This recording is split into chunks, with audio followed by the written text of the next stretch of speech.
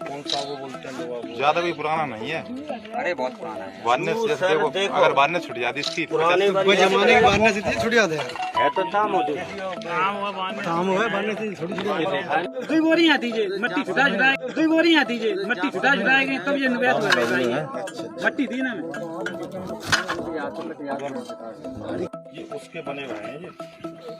दोस्तों, जो लोग महाभारत और रामायण को काल्पनिक बताते हैं उन लोगों के मुंह पर एक जोरदार तमाचा है। मैनपुरी के खेत में मिले 4000 साल से भी ज्यादा पुराना ये हथियार। बताया जा रहा है कि ये महाभारत काल का हथियार है। जब महाभारत हुआ था तो ये हथियार यूज किया गया था। दोस्तों, उत्तर प्रदेश के मैनपुरी के खेत में मिले 4000 साल से भी ज्यादा पुराना हथियार पुरातत्वों की उत्सुकता बढ़ा दिया है। इन हथियारों को भगवान श्री कृष्ण काल यानी द्वापर युग का बताया जा रहा है।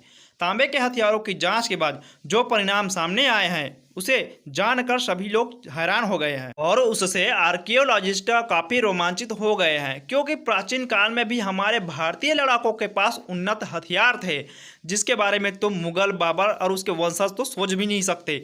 इससे पता चलता है लड़ाके बड़े हथियारों से लड़ाई करते थे। वे बड़ी तलवारों का इस्तेमाल करते थे। करीब 4 फीट तक लंबे हथियार उस समय उनके पास मौजूद थे। ये हथियार काफ़ी तेज और सोफिस्टिकेटेड आकार के होते थे। और तो और स्टार फिश के आकार का भी हथियारों का प्रयोग हुआ करते थे। सवाल यह भी है कि इन हथियारों का प्रयोग कुरुक्षेत्र में हुई महाभारत की लड़ाई में भी प्रयोग किया गया था।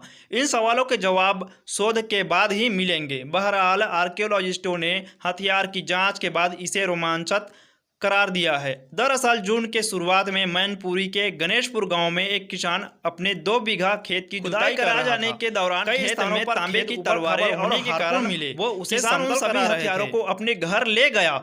उसे लगा कि ये सभी हथियार सोने चांदी से बनी कीमती धातुओं की है। हालांकि खेत से हथियार मिलने की चर्चा पूरे इलाके में फैल गई और किसी ने इस संबंध में स्थानीय पुलिस को सूचित कर दिया। जैसे ही पुरातत्व सर्वेक्षण को पता चला वो गांव पहुंचकर उन हथियारों को किसान से बरामद कर लिया और इसका जांच कराया गया। आपको बता दें कि इन तलवारों का एंटीना तलवारों से दी गई उपाधि। किसान के खेत में मिले हथियारों की जांच के बाद कुछ पुरातत्वविदों ने इसे एंटीना तलवारों और हार्पून की उपाधि दिया है। इसके नीचे एक हुक लगा हुआ है। विशेषज्ञों का यह कहना है कि उत्तर प्रदेश के मैनपुरी में खेत के नीचे संयोग से 4000 वर्ष पुराने तांबे के हथियार मिले हैं। हथियार के इस संग्रह के गहन अध्ययन से यह द्वापर युग का लगता है।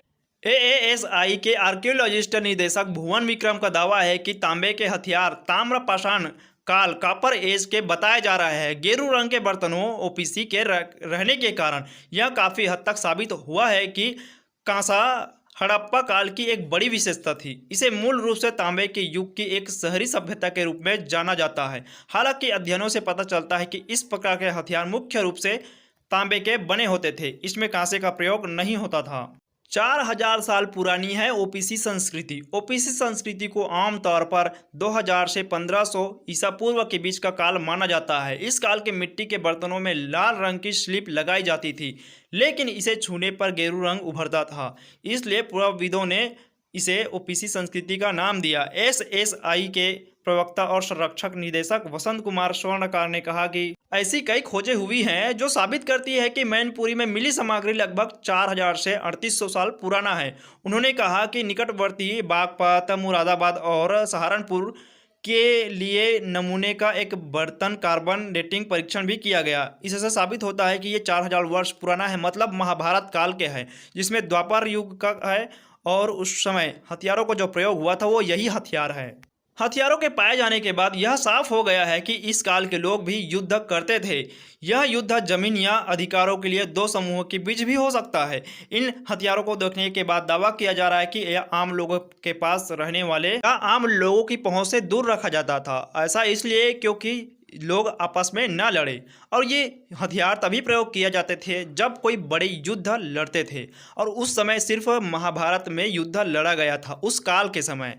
तो दोस्तों ये सच्चाई है। जो लोग बोलते हैं कि महाभारत रामायण तो एक काल्पनिक है, लेकिन आज ये हथियार साबित करते हैं कि उस समय भी हमारी संस्कृति उन्नत हुआ करते थे और आज भी उन्नत है, लेकिन कुछ दलालों और जयचंदों के कारण ये संस्कृति को दबाया जा रहा है। दोस्तों इस वीडियो को ज़्यादा से ज़्यादा शेयर जरूर करें ताकि लोगों को पता चले कि महाभारत जो हुआ था वो वास्तव में वास्तविक था। रामायण भी वास्तविक था। तो दोस्तों वीडियो ज्यादा से ज्यादा शेयर जरूर करना, चैनल को सब्सक्राइब भी करना। धन्यवाद।